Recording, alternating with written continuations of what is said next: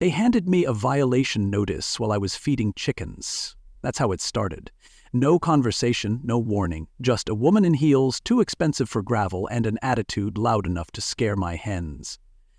"You're in breach of community standards," she said, like she was serving a subpoena.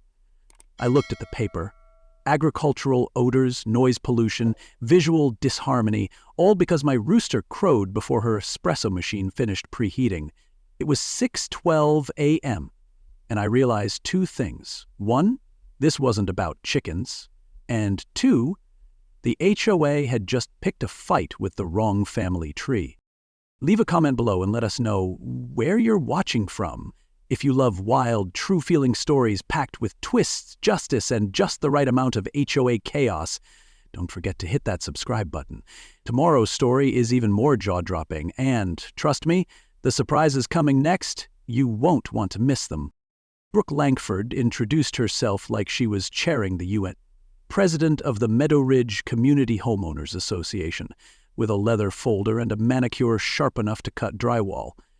I told her my name was Hank Callahan and that this ranch had been in my family since 1946, back when a neighborhood was a handshake and a pie, not a code book and a threat. But Brooke just pointed at the notice and said, 30 days. I didn't argue, not then, because anyone who thinks the sound of chickens is offensive hasn't had real problems yet. Instead, I watched her try to pivot her stiletto out of a mud divot beside the coop. She wobbled, adjusted, and left behind a perfect heel-shaped crater in my driveway like she was marking territory. The irony? This entire HOA development was built around us, not the other way around. My grandfather, Silas Callahan, started buying up this land when people still used rotary phones. He raised cattle, crops, and hell when needed. He also kept immaculate records because Silas believed in two things, land and leverage. So while Brooke rattled off aesthetic violations and community integrity, I just nodded politely, because deep down I knew something she didn't, that her house, her sidewalk, and that shiny HOA office might not sit on land she actually owned. And in situations like this, silence is stronger than protest. You don't interrupt a fool building a paper sword. As soon as she left, I went straight to the old barn. Most folks walk to cool off. I walked to confirm. In the back corner, behind the feed bags and a broken weather vane, sat a filing cabinet older than the HOA itself. Bottom drawer, wrapped in oilcloth, tied with string, and inside, the original land deeds, maps, lease agreements, property lines drawn in ink so thick it might as well be blood. Grandpa Silas didn't just own this ranch. He held title to the land under several structures in the area, leases arranged decades ago, renewed every 20 years. Most folks forgot. The county didn't. And neither did Dorothy Kincaid, who used to clerk at the courthouse when Silas came in wearing his Sunday best to finalize paperwork that would outlive most of his grandkids. I spread those documents on the workbench and smiled. Brooke Langford might think she's got bylaws on her side, but I've got land, ink, and time, and I've learned something about people who show up with clipboards. They never check who owns the table they're leaning on. 2 days later, Dorothy called. "Hank? Sugar?" she said in that honey-sweet voice that always meant mischief was near. "Brooks called an emergency meeting. Said it's about the Callahan situation, thought you'd want to be there." I chuckled and thanked her. Of course I'd be there. Because when someone tries to paint you as a problem in a meeting being held inside a building that might be sitting on your land, you bring a pen, not a pitchfork. Dorothy's been around long enough to know the patterns. HOA drama is just theater with worse actors and better snacks. And something about Brooke's urgency smelled less like civic duty and more like a power grab. I'd seen it before. Folks moving into the country with city rules and thinking the land would adapt to them. But land doesn't bend. It remembers. And if you've got your grandfather's boots under your desk and his paperwork in your hand, it's only a matter of time before the show turns into a history lesson. That night, I put on clean jeans, combed my hair, and walked into the Meadow Ridge Community Center with a quiet confidence that only deeds can buy. Brooke and her husband Carter were setting up a projector like they were hosting a Fortune 500 merger. Rows of neighbors lined up in folding chairs, some curious, some already picking sides. Carter adjusted his tie like it was part of the presentation. Brooke had color-coded folders stacked like ammunition, and me? I just took a seat in the back next to Dorothy, who handed me a peppermint and whispered, "Smile, dear. Tonight's gonna be fun." I didn't speak. Not because I didn't have anything to say, but because sometimes the best opening move is letting the other side overplay their hand. And if Brooke Langford was half as confident as her outfit, I had a feeling she was about to do exactly that. The HOA meeting started like a corporate shareholder takeover, except instead of stocks, they were trying to evict a man who sold eggs to half the room. The Meadow Ridge Community Center was packed, the kind of packed that makes people whisper their opinions in folding chairs like they're sitting on secrets. Brooke Langford stood at the front like she was announcing a product launch, hair pulled back so tight it might have been holding up her confidence. Her husband Carter sat beside her, flipping through legal pads like he was prepping for trial. I walked in with Dorothy Kincaid at my side, both of us holding nothing but our names and a long memory. "This should be interesting," Dorothy whispered, slipping me a peppermint like it was a backstage pass, and she was right. This was going to be less of a meeting and more of a show. I just wasn't sure if I was cast as the villain or the punchline. Either way, I wasn't leaving early. Brooke clicked her remote and up popped the first slide. Meadow Ridge 2030, a vision for elevated living. It had a gold serif font, the kind people use when they want you to think something's important. She started her pitch with phrases like community integrity, luxury lifestyle potential, and agricultural conflicts, which, as it turns out, is HOA code for "we don't like Hank's chickens." She brought out graphs that showed imaginary dips in property value and color-coded maps with arrows pointing suspiciously toward Parcel 9B, my land. If she could have drawn a little red X and labeled it problem area, she would have. Carter took over halfway through like a substitute teacher who is too excited about the syllabus. "According to local zoning ordinances," he announced, "non-compliant land use may trigger legal review." The man actually said trigger legal review about a man and his rooster. I could hear a chicken cluck in the back of my mind like it was rolling its eyes. What got me, though, wasn't the presentation, it was the performance. The way Carter talked about my family's land like it was a spreadsheet error, and the way Brooke smiled at every nod in the crowd like she was picking out voters for homecoming queen. That's when Dorothy cleared her throat, loudly. Heads turned. Brooke hesitated, which was impressive because she'd been steamrolling through her speech like a freight train made of pie charts. "Brooke, dear," Dorothy said, "can I ask a question?" "Of course, Mrs. Kincaid," Brooke replied, that pageant smile never flinching. "Do you know," Dorothy asked sweetly, "who owns the land beneath this building?" The room paused like someone had pulled the fire alarm. Even Carter's pen stopped scribbling. "Excuse me?" Brooke said, blinking.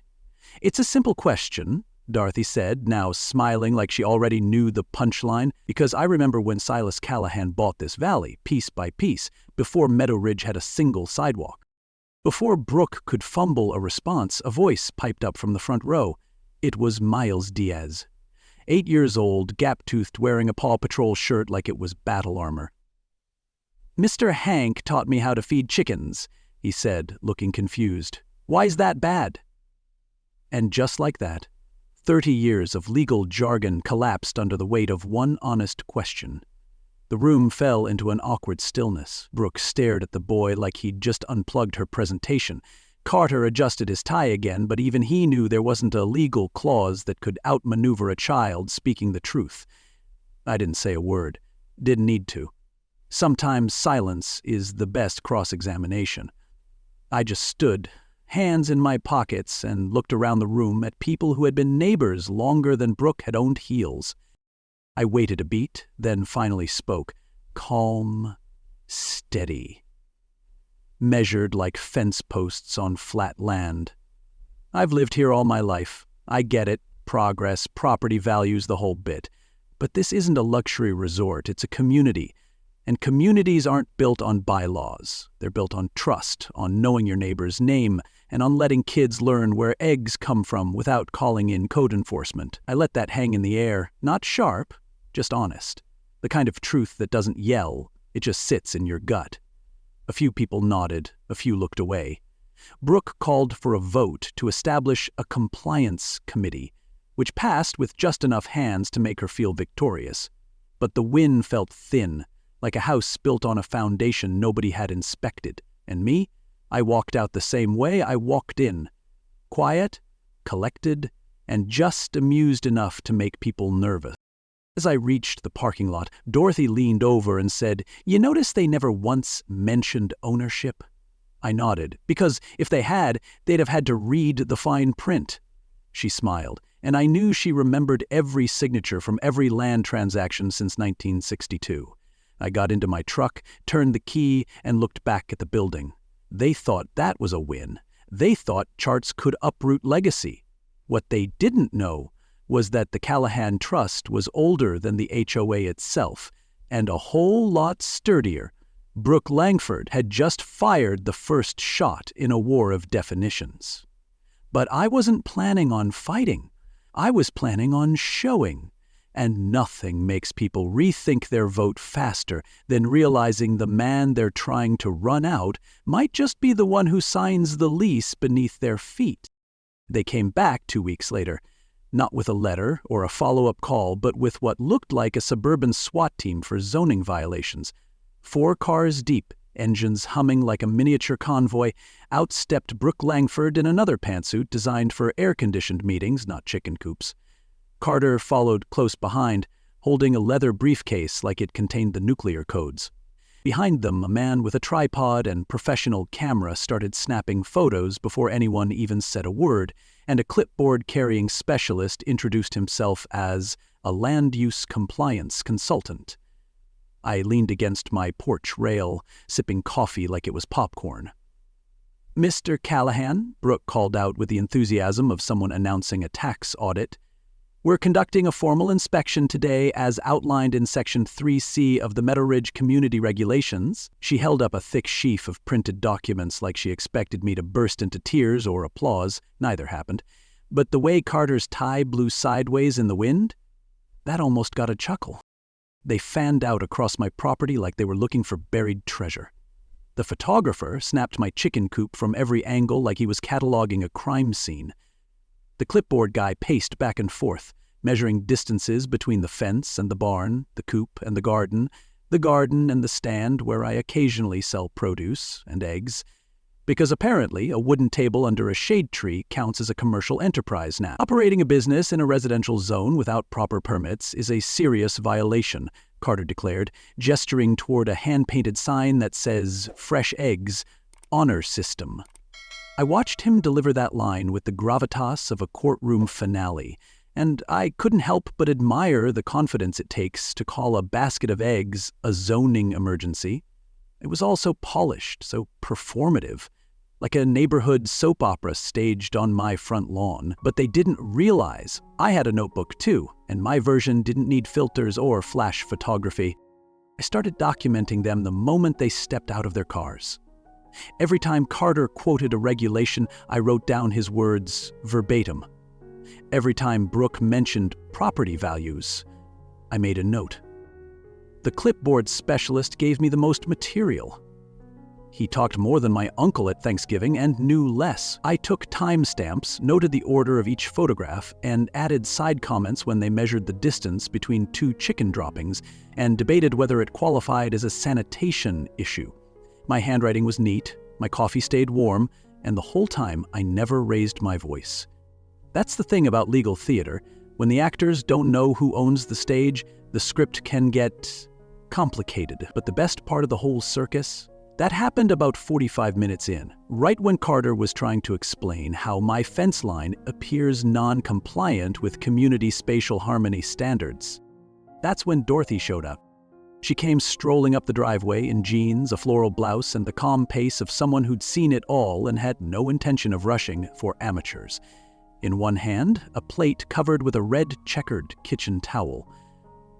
"Thought you might need something sweet after all this excitement," she said, handing me cinnamon rolls so fresh they were still steaming. Brooke's team froze. Dorothy made herself comfortable on the porch swing like she was the closing act at a talent show. "Mrs. Kincaid," Brooke said tightly, "we're conducting official HOA business here." "I can see that, dear," Dorothy replied with a voice so pleasant it was basically camouflage. "I'll just sit here quietly and observe. I do enjoy community events." I bit into a cinnamon roll and watched Carter visibly sweat through his collar. Then Dorothy added almost too casually, "You know, this all reminds me of when Silas bought the last big stretch of land in '63. Smart man. Bought it before anyone else realized what was coming." She didn't look at anyone when she said it. She didn't have to.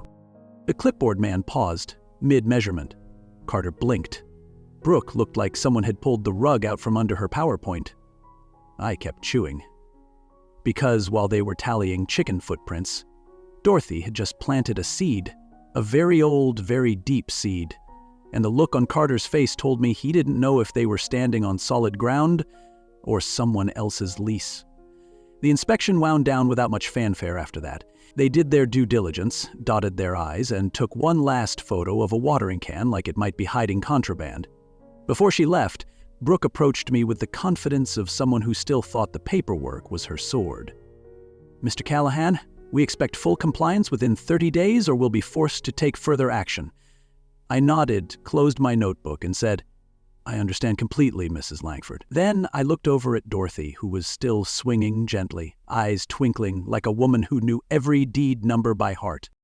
After they drove away in their parade of SUVs, I pulled out my phone. "Eli," I said when my attorney picked up. "They finished their documentation. Now it's our turn." Because here's the thing about a paper war. It's not about who talks loudest. It's about who filed first.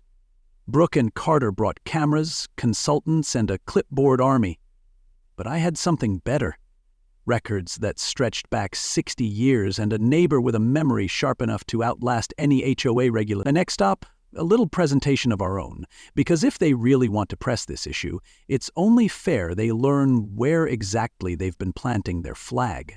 Stick around for next part. Brooke takes her accusations public, a local blogger joins the chaos, and I read a letter from my grandfather that reminds me exactly why this land is worth defending. 3 days after the inspection circus packed up their clipboards, the real show began. Online. A neighbor sent me a link to a blog titled Meadow Ridge Matters, run by a woman named Della Briggs. I'd met her once at a community yard sale where she haggled over Tupperware like it was rare art. The headline hit like a slap in the face: "Local rancher threatens community harmony with outdated practices."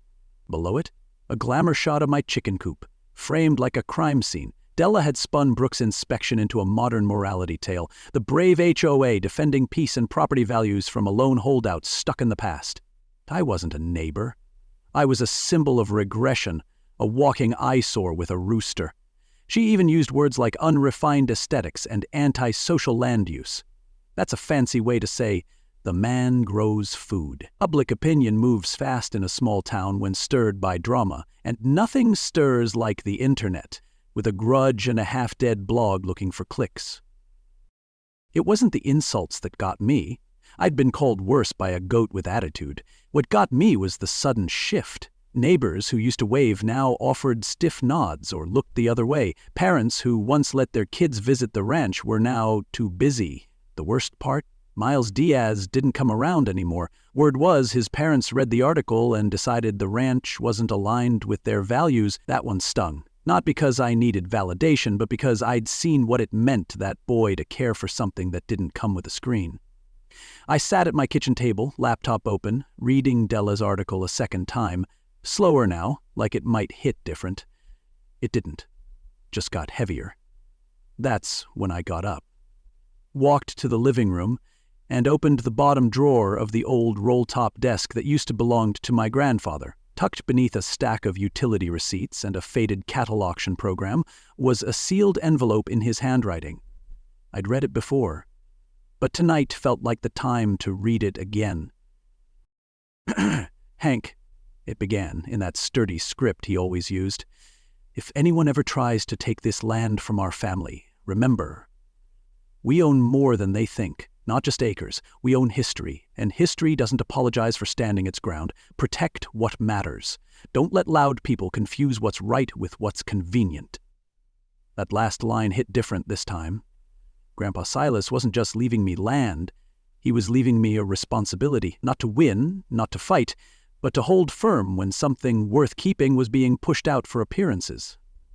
I folded the letter gently, returned it to the envelope, and sat back in the old leather chair that still creaked the way it did when he used to lean in and tell me stories about county line disputes and neighbors who learned things the hard way. I didn't need to yell, protest, or fire back online. I just needed to turn the page. I picked up my phone and called Eli Morris, our family's attorney. The line rang twice. "Well, well," Eli answered, voice as calm as a pond at dusk. "Did they finally draw blood?" "Not yet," I said, "but they've started a smear campaign and it's working."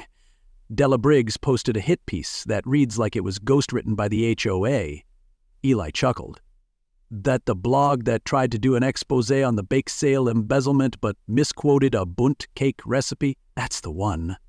I told him I wanted to move forward. No more waiting, no more quiet note-taking.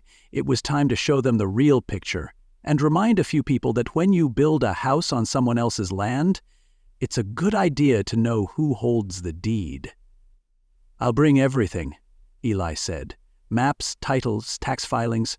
We'll need a projector and a quiet room that isn't so quiet by the time we're done." I told him I'd take care of that. That night, I walked the length of the ranch, past the coop, the barn, the garden. Everything still in place, same as it ever was. The only thing that had changed was perception. And perception, I've learned, is a balloon just waiting for a sharp enough truth. Brooke had gone for image, PR, performance.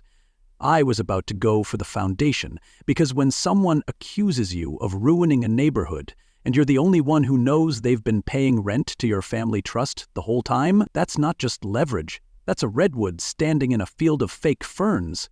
The next community meeting was in 5 days. Brooke would be there. Carter, too. Probably with another slideshow. Maybe even a new set of buzzwords. But this time, I had the floor. By the time the next HOA meeting rolled around, the folding chairs were doubled up, and folks were lining the back wall like someone was handing out winning lottery numbers. It had that buzz. Like a courtroom before a verdict, or a family reunion right after someone brings up politics. Brooke Langford was already at the front, perfectly poised in a crimson blazer and holding a manila folder like it contained divine HOA wisdom. Carter was beside her, legal pads stacked like bricks, wearing the same self-satisfied grin he wore during the inspection. I showed up in my usual work boots, but this time with a button-down shirt ironed so crisp it could have sliced cheese. Dorothy Kincaid gave me a small nod as I passed, the kind of nod that says, "They don't know what's coming, but I do." And behind me was Eli Morris, carrying a laptop, a projector, and a file box full of 50 years of receipts that were about to change the air in that room. Brooke called the meeting to order like she was swearing in a jury. She launched into a speech about progress, community coherence, and ongoing compliance issues that might require legal escalation.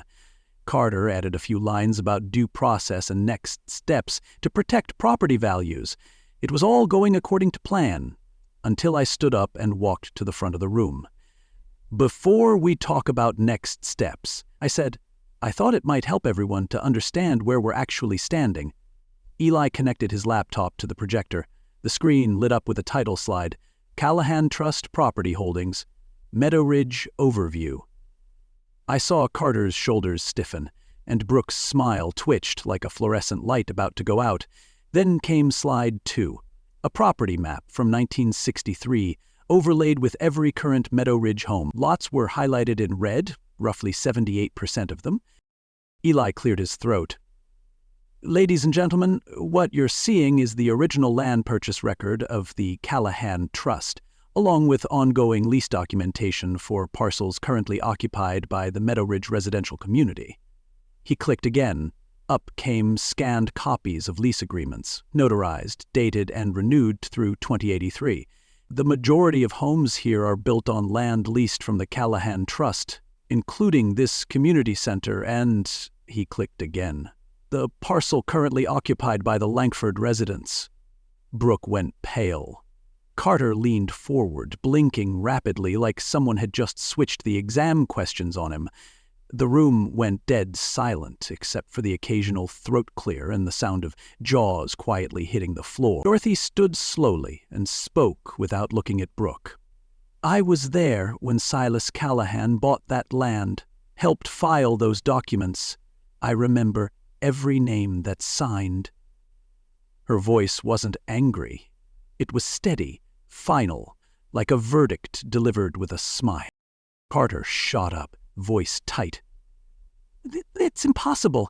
I reviewed every title doc when we bought. There was no mention of a land lease." Eli smiled like a man waiting for dessert. "That's common. The lease agreements were structured as long-term, renewable ground leases, filed under Morrison Title Holdings, our management entity. Unless you specifically searched the lease registry and not just the deed, you'd miss it." He clicked again. On screen, Brooke and Carter's address, lease number, and a scanned copy of their signed lease payment agreement. Brooke looked like someone had turned off the oxygen. "So, we don't own the land?" she asked, barely audible. "You lease it," I said, as gently as I could, "from us." The irony was thick enough to butter toast with. After all that noise about community standards, it turned out the president of the HOA didn't even own the dirt under her own driveway. Rick Ellison, the insurance guy who used to buy eggs from me in secret, actually started laughing. Loud, real laughter. "Well, hell," he said, slapping his knee. "I've been backing the HOA's war on Hank, and turns out he's been my landlord the whole time." A few folks chuckled. Others looked like they'd just been told their homes were sitting on borrowed sand. Eli advanced one final slide. A breakdown of unpaid ground lease fees, community center usage, and maintenance charges absorbed by the Callahan Trust for 5 straight years, totaling over $47,000, 0 cents. "We're not here to collect," I said, holding up a hand. "We're here to clarify. And to ask for something simple. Respect." I looked around the room, catching as many eyes as I could. This ranch has been part of this land longer than the HOA, longer than most of us. I've never asked for anything but peace and quiet. I'm not the threat to this community. I'm the reason it's still got roots. There was no motion that night. No vote. Just a long, uncomfortable silence while folks did the math in their heads and rearranged their opinions. Carter didn't say another word. Brooke gathered her things slowly, carefully, like each paper weighed more than the last. Dorothy leaned over and whispered, "Well, dear, that went even better than I hoped." I nodded. Not because I won, but because the truth finally walked in, wearing boots, and now that it had, I wasn't going anywhere. Brooke resigned on a Monday. No speech, no ceremony, just a typed letter taped to the HOA bulletin board like a grocery store flyer for lost cats. "Due to personal circumstances and evolving priorities, I am stepping down as president of the Meadow Ridge Community Homeowners Association, effective immediately." That was it.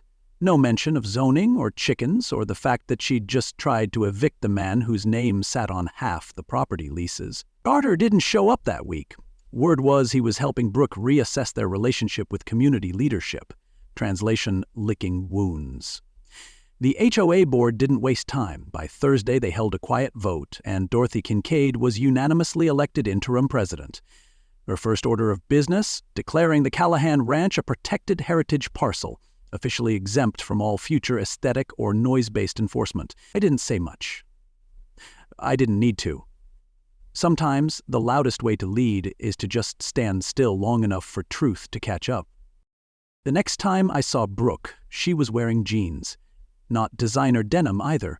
Real jeans, faded, frayed at the bottom, and paired with an old t-shirt from a 10K fundraiser. She walked across the street while I was weeding the garden, not holding papers or folders, just a small tin watering can. "Morning," she said, standing there like a kid on the first day of school. "I started a garden."